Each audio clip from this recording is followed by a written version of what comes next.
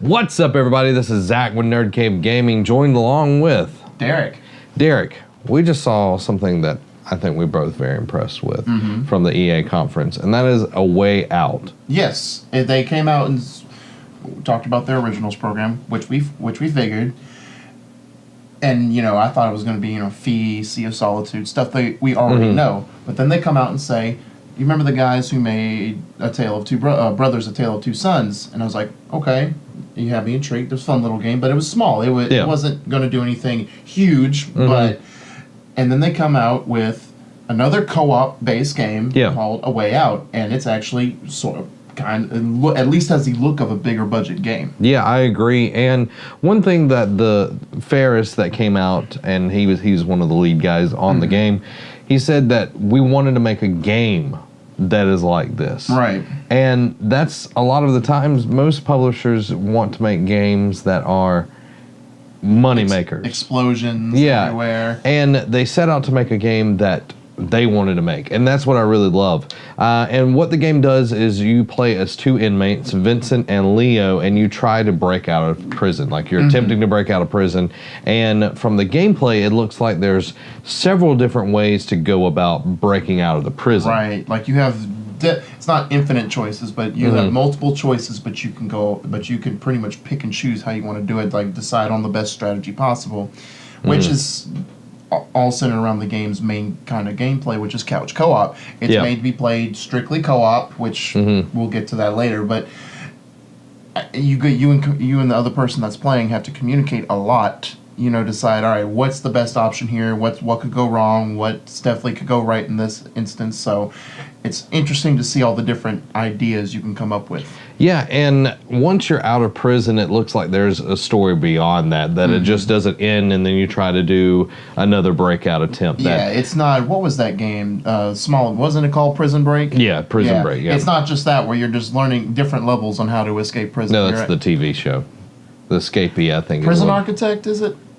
That's a different one, but there is a prison breakout game, and I like that there's more to it than that. And we see one of the characters going to see his wife that just had his significant other that had his baby, and saying that's my daughter as well, and it's going to be really interesting because both characters have totally different personalities, which also go into their way they play the game. Right. One is more about his brawn, and the other one is more about their brain.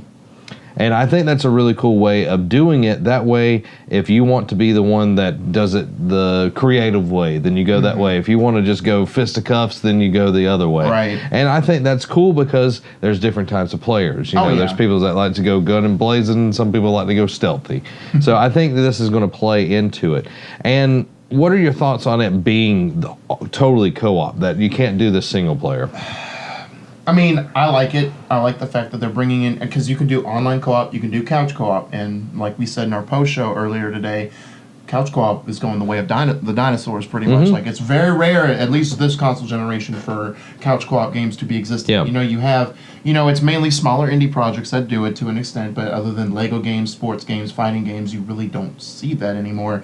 Now, the fact that they're going completely co-op, I don't agree with it. Like I appreciate the fact that they're wanting to do it, and the way you're setting it up makes sense. I just figure that if I'm playing it late at night and no one else is on, and I want to play this game, why should I just be forced to play with another player? Why can't a bot just come in and join me, and just lets me make the decisions? Yeah, I like it because I like doing co-op games. Having it split screen is a little interesting because you're forcing somebody to give half of their TV up for that. But the game does kind of remind me, I don't know if you ever played any of them, Kane and Lynch. Never did.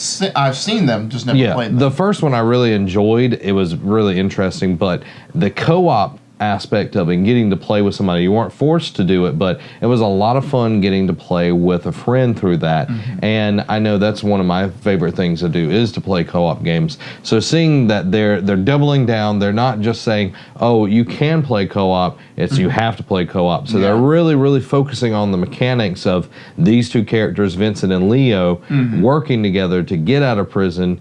And it's got some really interesting things, and I'm sure that we're going to see a lot of character development throughout the whole story. Right, and that is a positive spin, at least, with it being completely co-op, is the whole entire mechanics of the game will be based around you doing co-op, which means everything will make sense. Nothing will feel technically forced to do co-op. It's not like, oh, this is not really meant to be couch co-op. It just was forced because they wanted to make the game this way. It all at least makes sense because from the ground up, it'll be strictly co-op. Yeah, and I like it because there's a lot of times when you're playing with an AI, it gets very clunky if they don't really polish it. So if you're playing with somebody and you're on the same couch with them, the communication's a lot better, and you're not waiting for an AI to initiate some kind of action. Like if you're playing, and Last of Us is not a bad example of good AI, but waiting for them to like hoist one up or pull you up or whatever, you having to wait on that. So having that person there with you playing is automatically you're having that interaction. So you can yell at an actual person instead of the TV screen, pretty much. Oh yeah, definitely. So, but no, going off of that, even Ghost Recon to an extent does that, and that's the most recent example, right? Where it does that thing of if you want to do co-op, it'll only give you up to a certain amount of players that join. So if it's just you, they'll give you 3 other bots to give you a team of 4. But the bots can sometimes be a little on the wonky side. Like you can highlight different targets and you can tell them to shoot at, and sometimes those bots will all shoot at the same target instead of taking multiple different shots. Yeah. Well, I'm looking forward to A Way Out. The co-op adventure is coming out early 2018, and as we've seen in 2017, the early part of the year has had amazing games. Oh, yes. And I doubt that this is going to do anything but excel. So, guys, thank you for watching. Make sure to keep coming back to Nerd Cave Gaming throughout the whole week. We're going to be doing live shows, so don't miss out on any of those for each of the conferences, and we'll be doing out these breakout videos for the best of each of the conferences. And A Way Out, we wanted to make sure that you got to see that for yourselves. This has been Zach and Derek. Have a week.